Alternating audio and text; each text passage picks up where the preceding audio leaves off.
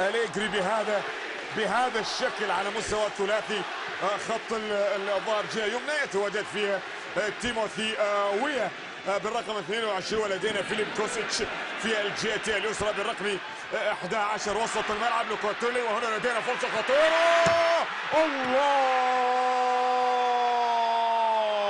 هي البدايه عند الدقيقه الاولى والثواني الاولى يسجل يوفنتوس اول اهداف المواجهه. نعم، يضغط ويفاجئ الكل ويفاجئ ريال مدريد منذ البدايه.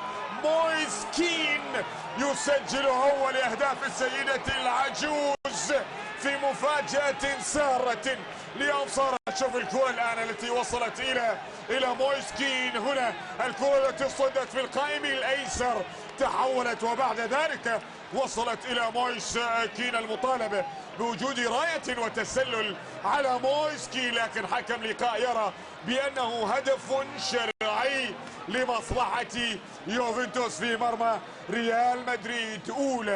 اولى